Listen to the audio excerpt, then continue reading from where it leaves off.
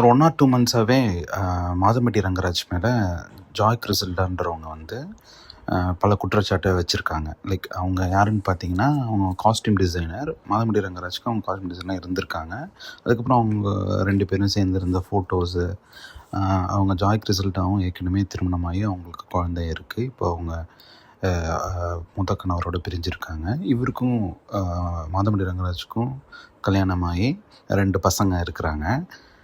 So இவங்க 2 பேத்துக்குள்ள நடுவில் பழக்கம் ஏற்பட்டிருக்கு. அந்த ஃபோட்டோஸு, ஆடியோஸ் நிறையா அவங்க ரிலீஸ் பண்ணாங்க. இப்போ இவர் மாதம்பட்டி ரங்கராஜ் வந்துட்டு அவரோட இன்ஸ்டாகிராம் பேஜில் ஒரு அறிக்கை விட்டிருக்காரு.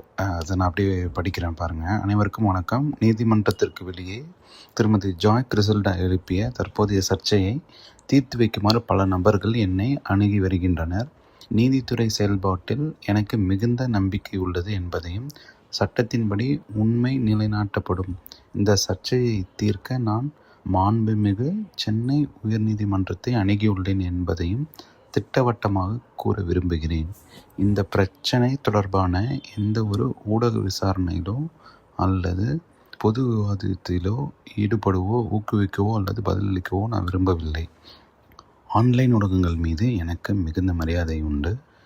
நடந்து வரும் சர்ச்சை குறித்து எந்த கருத்துக்களையும் அனுமானங்களையும் வெளியிடுவதை தவிர்க்குமாறு அனைத்து ஊடக நிறுவனங்களையும் நான் பணியுடன் கேட்டுக்கொள்கிறேன். நான் அந்த சர்ச்சையை சட்டத்தின்படி எதிர்கொள்வேன். ஜாய் கிறிசல்டா எதிர்பார்ப்பது போல் நீதிமன்றத்திற்கு வெளியே தீர்வு காண ஒப்புக்கொள்ள மாட்டேன். எனது நலனில் அக்கறை காட்டி எனக்கு உறுதுணையாக இருந்து ஆதரவு மற்றும் பிரார்த்தனைகள் வழங்கிய அனைத்து நலம் உரிமைகளுக்கும் எனது இதயபூர்வமான நன்றின்னு சொல்லி போட்டிருக்காரு. இதில் நீங்கள் பார்த்தீங்கன்னா அவரோட ஒய்ஃப் வந்து ஸ்ருதின்றவங்க.